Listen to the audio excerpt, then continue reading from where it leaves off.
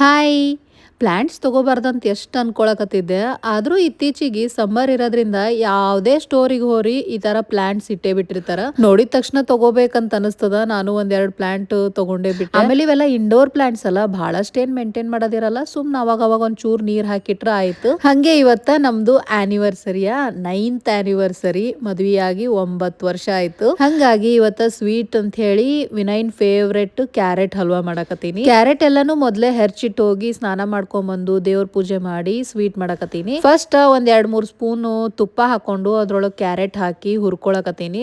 ಅದನ್ನ ಕ್ಯಾರೆಟ್ ಹುರಿಯಕ್ಕಿಟ್ಟು ಆಮೇಲೆ ನಾನು ಒಂದ್ ಸ್ವಲ್ಪ ಚಿತ್ರಾನ್ನ ಸಲುವಾಗಿ ಆನಿಯನ್ ಮತ್ತು ಟೊಮ್ಯಾಟೊ, ಒಂದಿಷ್ಟು ಹಸಿಮೆಣಸಿನ್ಕಾಯಿ ಎಲ್ಲ ಕಟ್ ಮಾಡ್ಕೊಂಡೆ.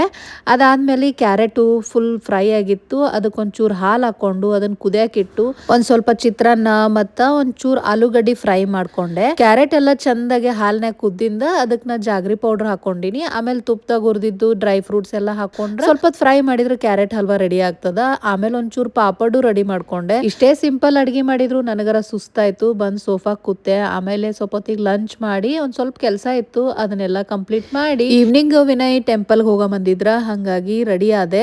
ಇದ್ರದೊಂದು ವಿಡಿಯೋನು ಮಾಡಿದ್ದೆ ನಾನು, ಗೆಟ್ ರೆಡಿ ವಿತ್ ಮೀ ಅಂತ ಹೇಳಿ. ಈ ಸಾರಿ ಬಹಳಷ್ಟು ಮಂದಿಗೆ ಇಷ್ಟನೂ ಆಗೈತಿ. ಕಮೆಂಟ್ ಮಾಡಿದ್ರಿ ಚಲೋ ಕಾಣಕತ್ತದ ಅಂತ ಹೇಳಿ. Thank you.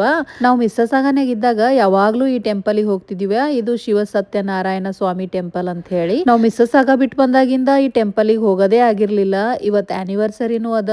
ಆಮೇಲೆ ಈ ಟೆಂಪಲ್ಗೆ ಹೋಗಿನೂ ಬಾಳ ದಿನ ಆಗ್ಯದ ಅಂತ ಹೇಳಿ ಇಲ್ಲಿಗೆ ಬಂದೀವಿ. ಈ ಟೆಂಪಲ್ ಒಳಗ ಬಹಳಷ್ಟು ದೇವ್ರದವ. ಯೂಶುವಲಿ ಕ್ಯಾನಡಾ ಒಳಗ ಯಾವ ಟೆಂಪಲ್ಗೆ ಹೋದ್ರುನು ಅಲ್ಲಿ ಎಲ್ಲಾ ದೇವ್ರ ಮೂರ್ತಿಗಳ್ನು ಇಟ್ಟಿರ್ತಾರ. ಆಮೇಲೆ ಅವತ್ತ ಸಂಕಷ್ಟ ಚತುರ್ಥಿನೂ ಇತ್ತು. ಹಂಗಾಗಿ ಗಣಪತಿ ಪೂಜೆ ಎಲ್ಲಾ ಮಾಡಿದ್ರು. ದೇವ್ರ ದರ್ಶನ ಎಲ್ಲಾ ಮುಗಿಸ್ಕೊಂಡ್ಬಂದು ಒಂದ್ ಸ್ವಲ್ಪ ಫೋಟೋ ತಗೊಳಮ್ ಅಂತ ಹೇಳಿ ಗುಡಿ ಹತ್ರನೇ ಒಂದಿಷ್ಟು ಫೋಟೋಸ್ ತಗೊಂಡ್ವಿ. ಡಿನ್ನರ್ ಸಲುವಾಗಿ ನಾವು ಮೊದ್ಲೇ ರಿಸರ್ವ್ ಮಾಡಿದ್ವಿ.